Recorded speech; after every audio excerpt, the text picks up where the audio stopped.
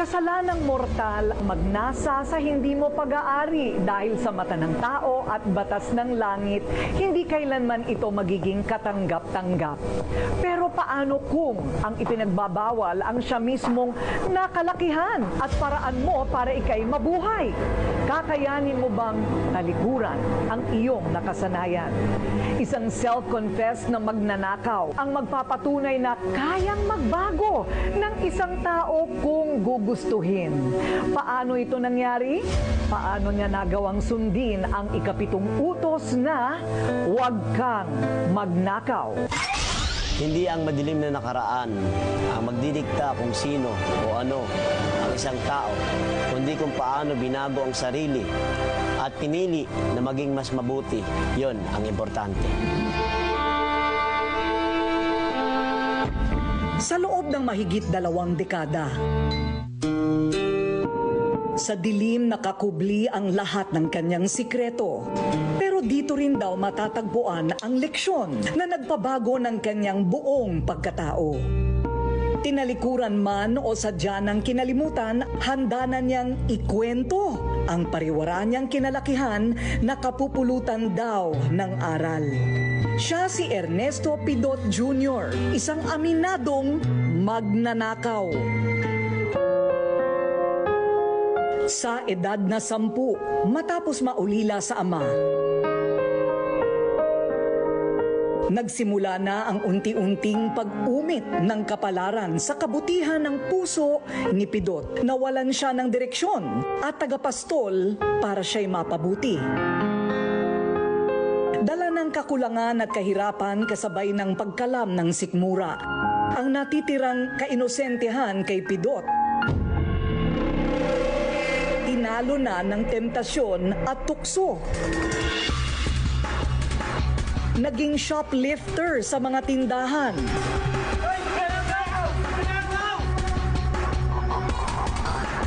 Natutunan na rin niya ang manlamang at manloko ng kapwa.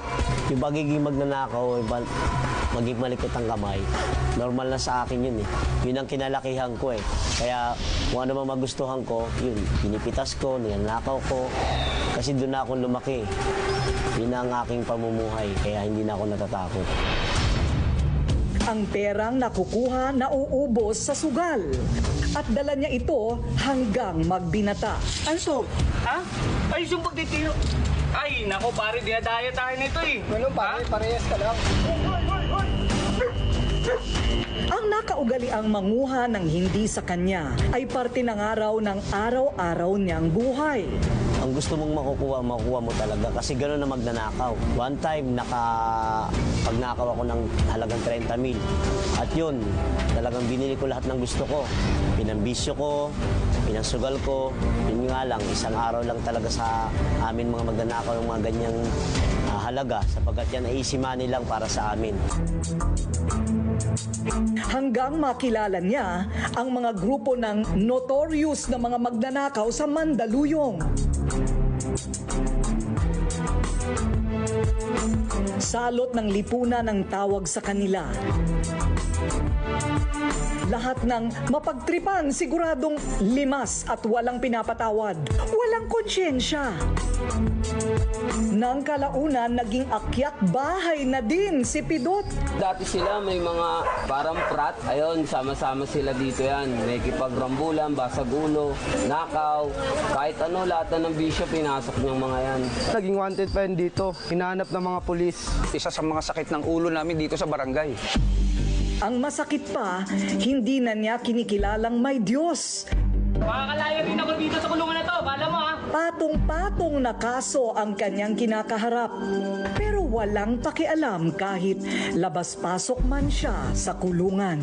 Mahigit 20 beses akong labas-pasok sa kulungan. At doon lahat naranasan ko, ang hirap at aral na itinuro sa amin doon. Pero wala eh. Sobrang matigas ang ulo ko eh. Kung ano mang napapakinggan ko doon, lumalabas lang sa kabilang tenga, hindi ko pinapaniwala. Kaya paglaya ko, balik na naman sa bilangguan. Pero sabihin mang magnanakaw, marunong pa rin naman daw siyang magmahal. Ito ang inakala ng marami na sagot sa pagbabago ni Pidot. Hindi naman po pwede palagi na lang wala. Anong gagawin ko nga, ha? Anong gagawin ko? Ano ba? Nasasaktan ako. Pero imbes na umayos ang kanyang pananaw at magkaroon ng direksyon, dahil sa responsibilidad na kanyang daladala, mas na-stress si Pidot. Ayoko. Alam mo, ikaw sumububra ka na ha? Iniasa niya sa pagnanakaw pati ang pangkain at pambuhay sa kanyang sariling pamilya. Masakit na malaman na notorious ang asawa ko at magnanakaw. Pero pinagdarasal ko na lang sa Diyos na magbagong buhay siya. Malaba ka na? Nasasaktan ako. Bugbog sarado si Mrs. Ayun.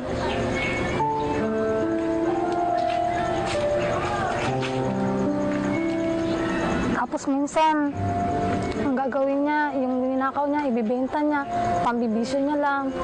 Tapos kami, walang kakainin, uuwi siya. Walang tama, mambubugbog. Pati mga anak ko, idadamay niya.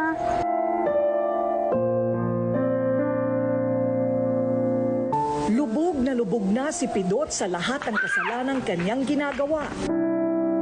May pag-asa pa nga ba siyang magbago?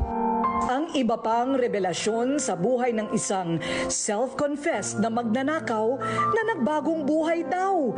Malalaman na sa pagbabalik ng Rated Corina. Ito naman ang K-Magic Skin Cream for Body. Hindi kasi pwedeng masyadong matapang ang exfoliation pagka sa ibang parts ng katawan, like kilikili, sensitive ang skin yan. K-Magic Skin Cream for Body. Ito, kondisyo, magdroga. Mga alahas, malaking halaga ng pera. Name it. He has it all. Dahil lahat ng yan galing sa kanyang pagnanakaw. Lalo pat naging miyembro siya ng pinangingilagang Sputnik Snatcher at Robbery Group. Kaya naman hindi nakapagtataka. May patong ng halaga ang sino mang makakapagturo sa kanya. Wanted na si Pidot.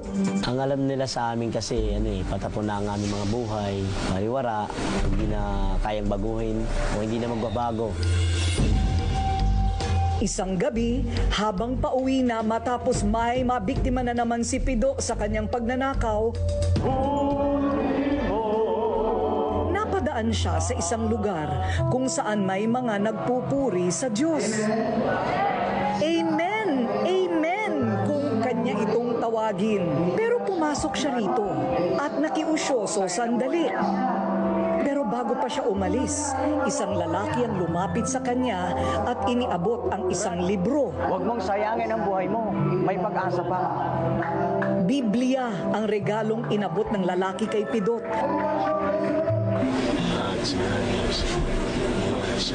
Sinimulan niya itong basahin ang mga talata sa Biblia na kanyang binabasa tila saksak sa puso niya.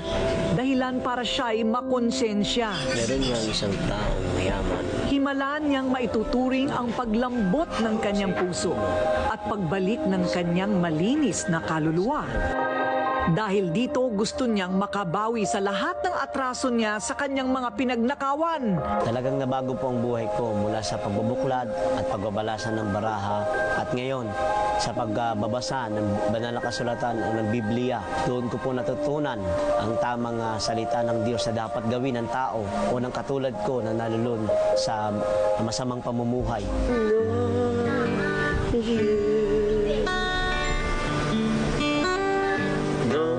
Dito na siya biglang nagsimulang magbago. Ang dating patalim na hawak, gitara na ang kanyang kalong-kalong gamit para purihin at pasalamatan ng Diyos. Pinupuri, sinasamba kita. Sa puntong iyon ay buo na ang loob ni Pidot na baguhin ang kanyang nakalakihan at subukang magbagong buhay. Bumalik siya sa lugar na dati niyang pinagtatawanan at doon ay lakas loob siyang nagkwento ng kanyang naging makasalanang buhay. Sa unang pagkakataon, umiyak si Pidot at ibinuhos ang lahat ng galit at hinaing niya sa mundo. Kaya pala niya talagang magbago. Walang imposible sa mga taong gustong magbagong buhay. Lalo na meron totoong Diyos na talagang nagpapakita ng himala, nagpapahayag ng kanyang kapangyarihan. Napatunayan ko anumang kalagayan mo, hindi ka iwanan ng ating malapang Isus. Sa kanyang pagdalo sa simbahang nangihikayat sa kanya, nakita pa niyang ilan sa mga nabiktima niya noon. Pinatawad siya at tinanggap bilang kaisa nila. Love, kumain na ba kayo, Love? Naging responsableng ama at asawa, naging madasalin at nagkaroon siya ng simpleng kaligayahan. Ang makasama ang kanyang buong pamilya. Pinapasalamat ko sa kanya yung pagbabago ng asawa ko, tsaka yung sa mga anak ko, hindi na kami pinababayaan. Masaya po kami dahil nagbabago na po si Papa at sana po tuloy-tuloy na po yun. Proud na proud po kami sa kanya. Ngayon niyo po, mapagmahal sa mga anak niya, sa kapatid ko po, simula lang nakilala niya Panginoon, nagbago po siya. Sa makatuwid baga ng mga bunga ng... Ang dating nabubuhay sa kasalanan, ngayon, alagad na ng Panginoon. Masaya ako ngayon at ngayon alam ko na ang tunay na buhay sa mundong ito. Kasama ko na ang mga tunay na mananampalataya, mga brother and sister na maglingkod sa ating mahal na Panginoon. Ang dating katulad ko na salot ng lipunan o magnanakaw, ngayon isa na ginagamit ng Diyos upang maghayag ng kanyang banal na salita o magbahagi ng kanyang kabutihan na maging alagad ng Diyos. Ang kwento ni Brother Pidot ay kwento ng pagbabago, pagtitiwala, at muling pagbangon. Sa aking pangalan. Sabihin mang life is so unfair, pero lagi nating tandaan na God is good all the time. Maniwala ka lang na may Diyos at siguradong ikaw ay maliligtas.